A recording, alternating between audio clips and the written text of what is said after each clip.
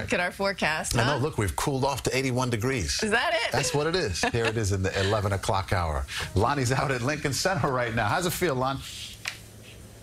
It feels muggy. I mean, it's the type of thing you guys will watch. When you walk out of the studio, you're going to open that door and you're going to go through the revolving doors, and boom, you're going to just feel the mugginess.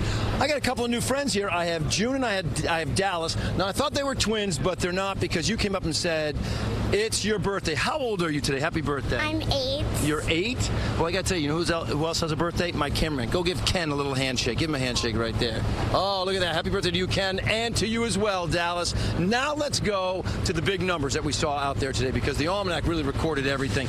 You had a temperature in New York City of 95 degrees. You hit that at 1:02 in the afternoon. Get this, 95 felt like 102 degrees at 1:02. Isn't that crazy when you factor in the humidity?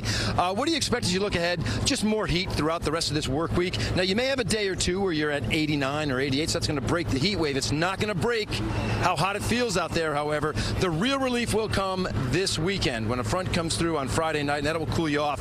And speaking of big events, it's always about the weekend around here, right? At least in my mind. But you got 4th of July. That's a huge event, and there's a 40% rain chance. We've had to bump that rain chance up a bit. I do not think it's going to be widespread, but my forecast looks like this. Sizzling sunshine on the 4th of July. I'm going to go 89. I think that could be one of those days where, it feels well above 90, but I think we may max out at 89 because of that 40% chance for an isolated thunderstorm.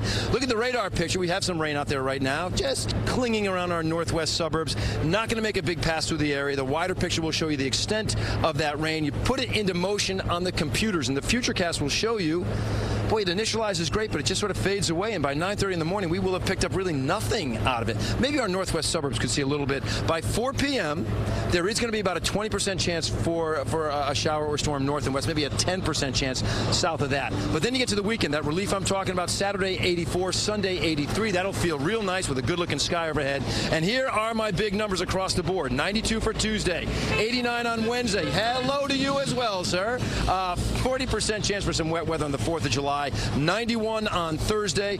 Friday, you're 87. That's the most likely day for wet weather, because that's the day when the front's going to come through, and that will cool us off as you get into the weekend. But check this out. Getting into next week, I do see another chance for some heat to come back to the area. But again, let me say happy birthday to you, Dallas, and your sister, who's a year younger, June. It's nice meeting you guys. Let's go back to you in the studio.